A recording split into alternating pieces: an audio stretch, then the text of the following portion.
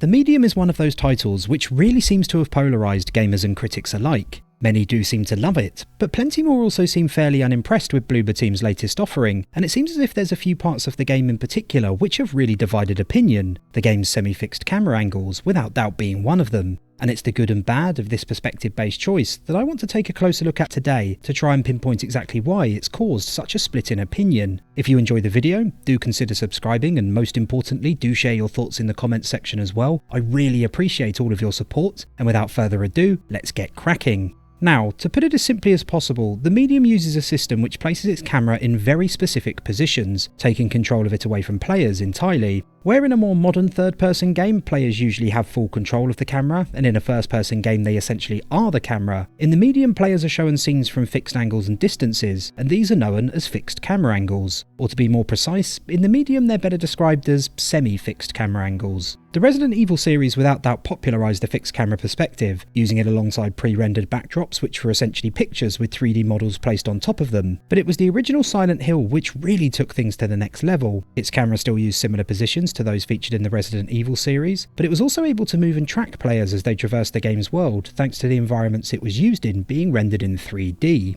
Where Resident Evil's backdrops were static images and so could only be viewed as intended, rendering environments in 3D meant Silent Hill's camera could potentially show players a scene from pretty much any angle or distance. It was a truly dynamic and terrifying way of framing Harry Mason's story, and it's this style of semi-fixed camera which the Medium also utilises. Indeed, Bloober Team even cited Silent Hill 2's camera as an inspiration when discussing the system they've implemented in their game. Back in the 90s, when the style rose to prominence, fixed camera systems were often a necessity regardless of whether a game was using pre-rendered backgrounds or 3D environments. It allowed developers to control players' perspective and carefully manage exactly what was displayed on screen, so that they could make the best use of the limited rendering power afforded to them by consoles on the market at the time. But as hardware became more powerful, fixed camera angles became less of a necessity, and nowadays they're rarely used at all, with first and third person being by far the more prominent perspectives. And honestly, I think there are probably few who would consider that to be too great a travesty. Fixed camera angles after all come with a very specific set of issues which would have been real bugbears to some. For starters, they present a limited view of environments and take away agency from players who are unable to move the camera themselves. It means they're only ever able to see exactly what the developer wants them to see. This in my view can be an advantage, and I'll talk about that more later, but it definitely is a negative for a lot of people as well.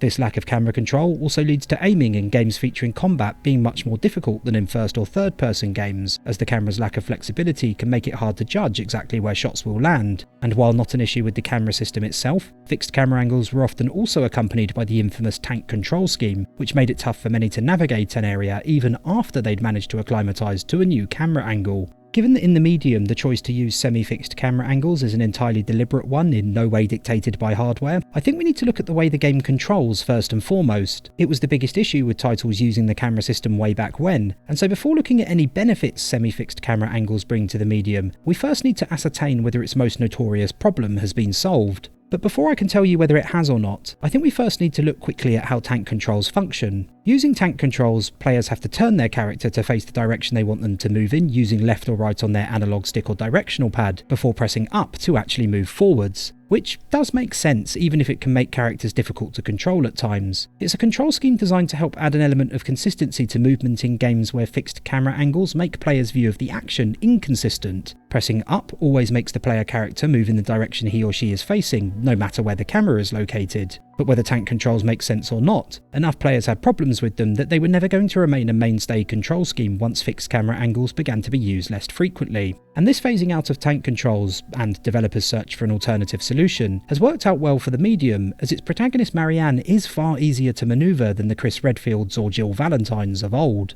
That's thanks to the game adopting a more modern solution, which I'd describe as a 3D control scheme. And by the by, I've read reviews by multiple reputable gaming sites, Eurogamer, who say the game uses tank controls. This is utterly incorrect, and I'm honestly surprised this larger mistake has been made by so many different outlets. No matter where the camera is located in the Medium, pressing up will always move Marianne up the screen, left will move her to the left, and I think you get the idea. This isn't anywhere close to the first time this control scheme has been used alongside fixed or semi-fixed camera angles. It was featured, for example, in the remaster of Resident Evil's remake. How's that for a tongue twister? And the decision to include it here is a welcome one. In terms of sheer accessibility, most will find it a far easier control scheme to get to grips with than tank controls, and it makes moving through the medium's environments a much smoother process than it was, say, navigating the Spencer Mansion for the first time back in 1996. Unfortunately, however, while Bloober Team's choice of control scheme was absolutely the right one in terms of accessibility, they haven't quite got everything right. One of the big advantages of combining the 3D control scheme with semi-fixed camera angles is that it should have made movement feel far less clunky. Tank controls made turning feel at best like a minor inconvenience, and at worst an absolute nightmare, but the introduction of 3D controls you'd think would make things feel far more responsive in comparison. If players want to quickly change direction in the medium, they need simply press the button which takes them in the direction they wish to head in, rather than having to go through the process of turning their character to face the right direction before they're able to move forward. But for some reason, Bloober Team has left in a slight delay between pressing the button to move in another direction and it actually happening, with Marianne still taking a fraction of a second or three to turn and reorientate herself before she begins moving. It's a decision which I find rather baffling. As mentioned, perhaps the biggest advantage 3D controls have is that they improve responsiveness and lower the amount of time it takes for players to begin moving in their chosen direction, so I can only assume it was a deliberate decision for Marianne to move the way she does. Even though the frustrating task of actually turning the player character has been removed, a delay still remains, and it's a great shame as it makes for movement that often feels floaty and sometimes even downright unresponsive.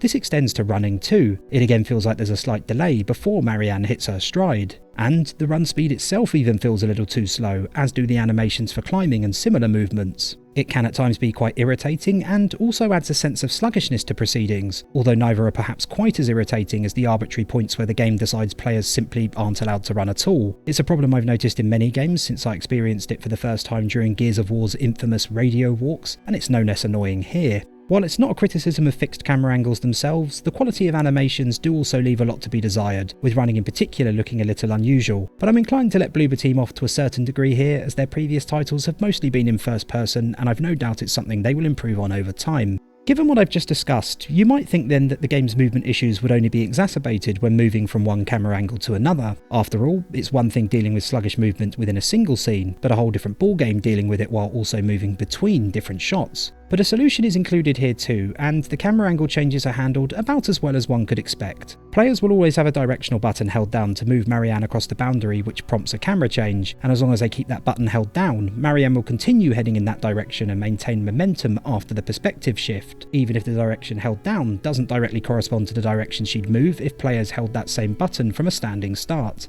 There will still be issues if players let go of the button soon after the camera angle changes and then press it again on instinct, as this can send Marianne off in unexpected directions, but I think it's about as elegant a solution as one could hope for. Again, this is not a new idea, but it does make a difference. What you end up with then when moving through the medium's environments is the sense that while things have moved along since the old days, the movement problems associated with fixed and semi-fixed camera angles and tank controls remain. The sluggish turn and run speeds feel like those issues manifesting in a new form, and this means environments still don't feel a whole lot better to actually navigate, a problem which should have at least been somewhat solved thanks to the more modern control scheme. And this is why I'm not surprised to hear so many people talk about how unimpressed they are with the game's semi-fixed camera angles. If you're someone who came into the game with a dislike for them already, then the medium isn't going to do much to change your mind. In fact, I'd go so far as to say it will only further confirm your beliefs. It doesn't actually feel like that much has changed. And if you're someone watching this video who hasn't played the game, I can't imagine they're sounding like a particularly good inclusion to you right now either.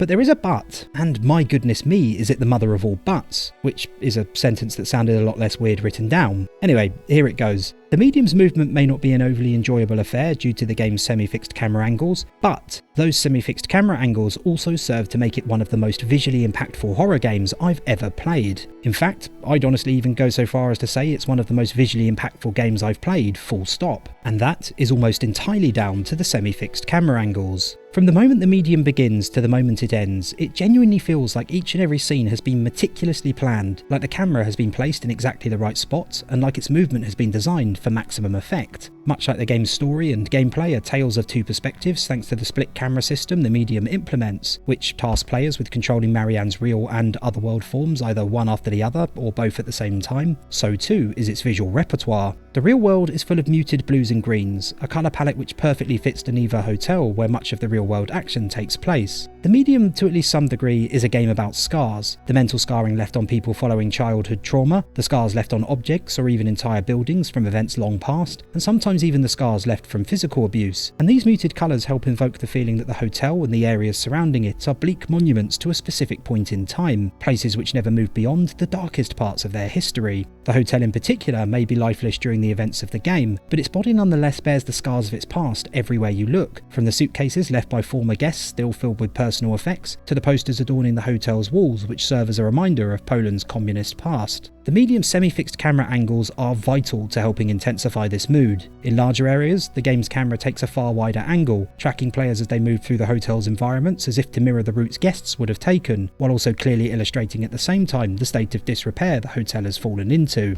In corridors, the camera almost always tracks Marianne from behind, more closely mirroring her perspective and helping ensure that players never feel too detached from proceedings. Close-up shots in smaller areas also use the camera's movement to great effect, carefully tracking players as they move through them. This enables the camera to often be positioned at a lower angle or closer to Marianne than you traditionally encounter for similar shots in other games, as even if players can't perhaps see the whole room at once, the camera's ability to move with players helps paint a complete picture of their surroundings no matter what, even if they're not seeing that complete picture at first glance. And speaking of painting pictures, what I've just spoken about is mirrored in the other world as well, except where the real world used muted blues and greens, the other world is full of oranges and browns. There's a very specific reason for this, that being that the other world is clearly inspired by the work of Polish artist Zdzisław Beksiński, and apologies for the terrible pronunciation there. And what a wonderful job Bloober Team have done replicating his art style. Their aim was clearly to give players Beksiński's art in video game form, and without doubt they achieved their objective and then some. Again, the semi-fixed camera adds so much to how the world is framed, moving closer and further away from scenes at just the right moments and using tracking shots to great effect. Which makes it a huge shame then that so much of the other world's gameplay, at least when it comes to Marianne, takes place alongside the split perspective. There's plenty of full-screen gameplay featuring Marianne in the real world, but more often than not when taking control in the other world, shots of the real world run alongside it. And I genuinely think it takes away from all the hard work Bloober Team did to ensure the medium's camera creates the imagery it does. It cuts the screen in half for no real reason, and I usually found myself wishing I could be left to breathe in the other world's striking vistas, rather than screen real estate being shared with the real world, which I had already spent plenty of full screen time with. 90% of the time, I wasn't looking at how my actions in the other world were reflected in the real world, even if it was on occasion a clever effect, and so I question whether it needed to be there at all most of the time. Traversing the other world truly is like traversing a Beksiński painting, and I would have preferred to have been left to do that without distraction.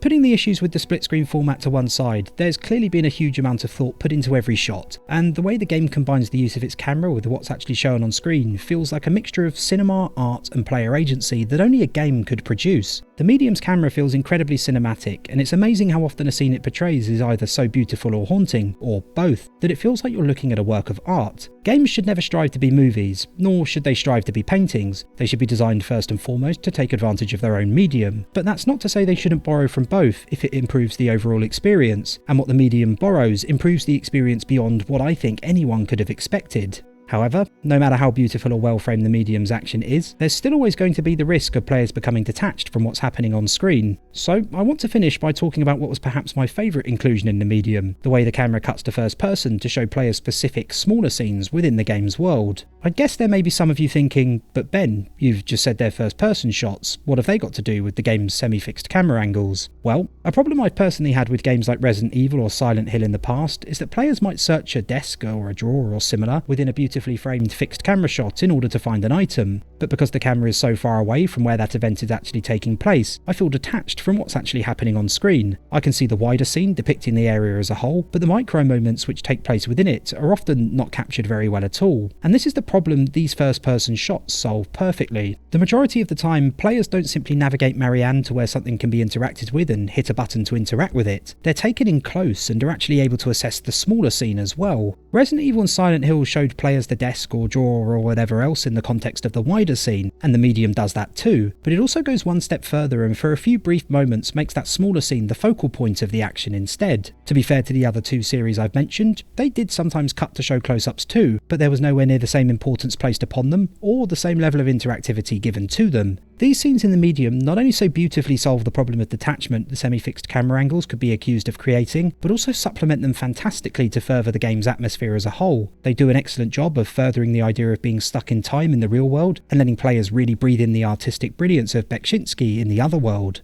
And it's these frankly enormous positives that the semi-fixed camera angles bring that I think makes any issues with the medium's movements caused by them, or other associated design choices, completely and utterly worth it. Visually, the game is an extraordinary achievement, and one which only could have been accomplished by being designed the way it has been. Yet, as discussed earlier in the video, if you're someone who really dislikes fixed camera angles and the control issues which so often accompany them, you're likely going to find the medium a frustrating experience regardless. But if you're someone who doesn't have an issue with them, or you can look past your irritations with the system, what you'll find in the medium is an incredible example of why I think fixed or semi-fixed camera angles still have a place in gaming today. Third-person games usually give you more control of the camera, and first-person games bring you as close to the action as it's possible to be, but when it comes to creating consistently striking imagery from start to finish, the likes of which has rarely been matched, the medium is without doubt king. Thanks so much for taking the time to watch the video, and do consider hitting like, subscribe and leaving a comment if you have a second. Your support means the world to me, and hopefully I'll see you all again soon.